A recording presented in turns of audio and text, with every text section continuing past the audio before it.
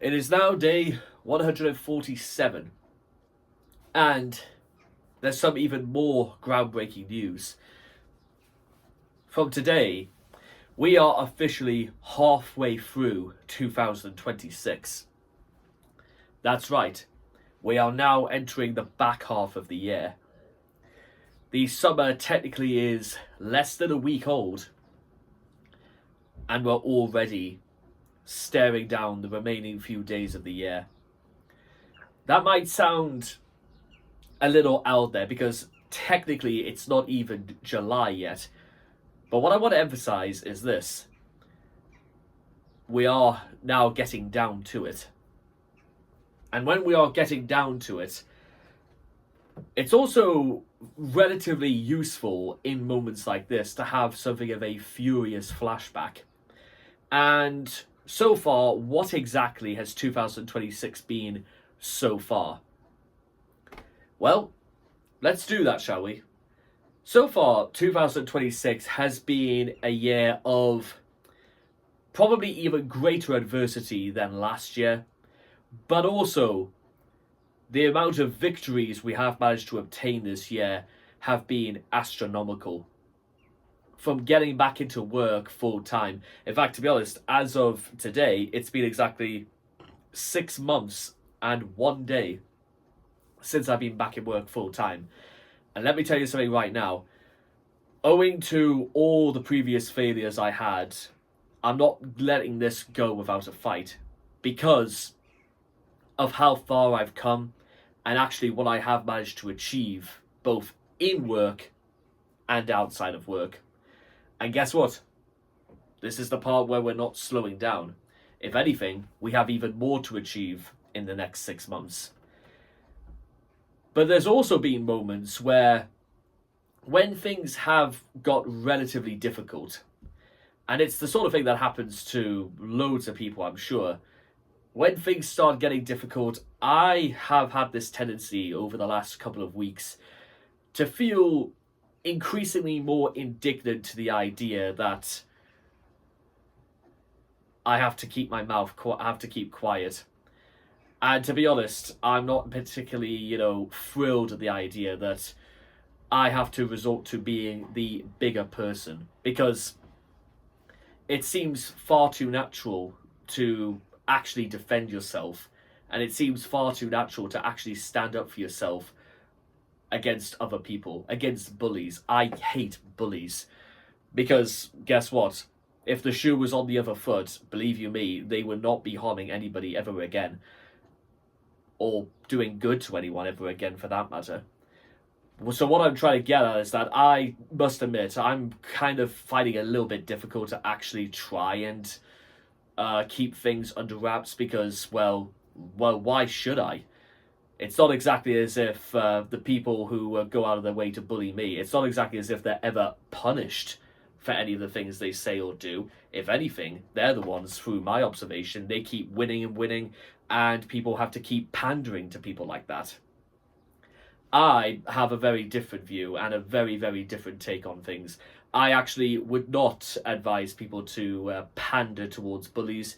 I would rather instead showcase to the world exactly what they are, because when held up to the mirror, it's kind of surprising exactly what happens when the shoe is on the other foot. And I don't really feel the need to justify or to try to come to some sort of rationale as to explain that actually that's just straight up how I feel and that's just straight up what I know. Because for those who don't know, I've had quite a long history of being bullied, and I've also had quite a long history of the establishment pandering to bullies and putting the blame squarely on the victim. I've seen this happen. I know fine well that this has happened, and it straight up is going to continue to happen right up until the moment when it doesn't.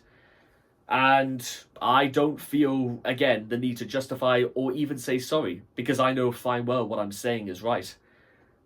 And therefore, if I know I'm right, then why have I got to say sorry or even pretend to feel bad? Because that's the thing. I don't feel bad for saying that, and I'm never going to be made to feel bad for saying that.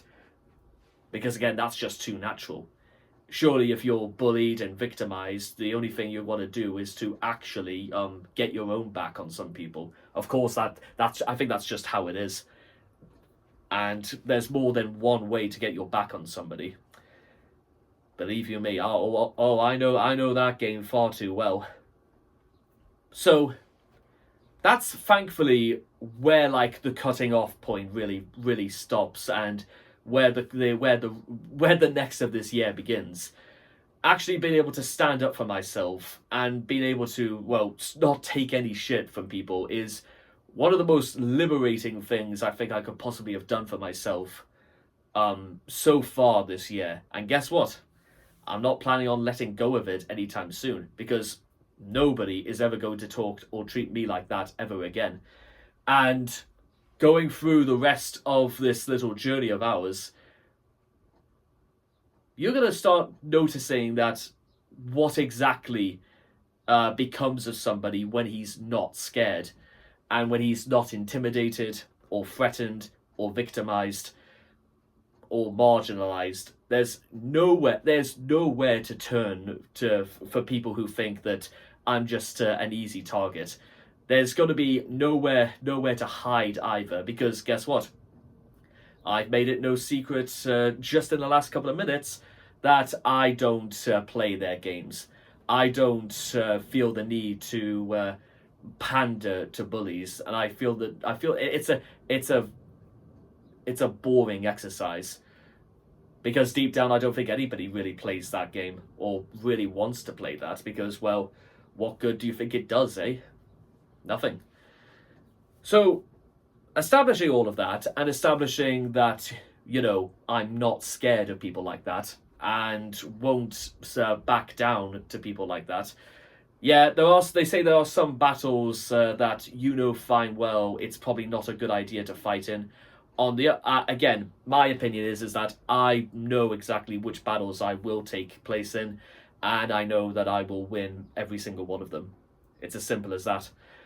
Because there is no way they can win, and the quickest way to win the war is lose. And I know fine well I will come out victorious at the end of all of this. I know that I will be the winner. And I know fine well that there's very, very little people can do from actually stopping me. That's the thing, and the sort of thing that affects a lot of people I know actually quite closely. They seem to walk around with the attitude that actually they have some choice in what I do. And it took quite a lot of courage and strength to actually say to these people straight in the face that it's not their choice. And they somehow seem to think they have some choice in what I do. And that is probably one of the most liberating things I think I could have possibly have done. Straight up tell people that actually no, they do not have the power to influence me or to suddenly start to say what I can and cannot do. They don't have that power. I'm the only one with that power, because I'm the only one who has full control of what I do. I spoke about this yesterday as well. I spoke about how I am the only one who actually has the influence over my own body, the master of reality, of my own destiny, and of the present. And guess what? That goes even further beyond, even to things that I didn't realize I had control over. And I have well and truly tasted what they would best describe as forbidden fruit. I have not only tasted the apple, I've eaten the whole tree. And I know as these series of videos will continue, you'll start to notice a pattern of how I become even more inconsolable and even more relentless in my pursuit. Because man as I am still what I would consider reckless with misery and desperate for success. And what does a man do when he's desperate for success and reckless with misery? He goes out there and wins.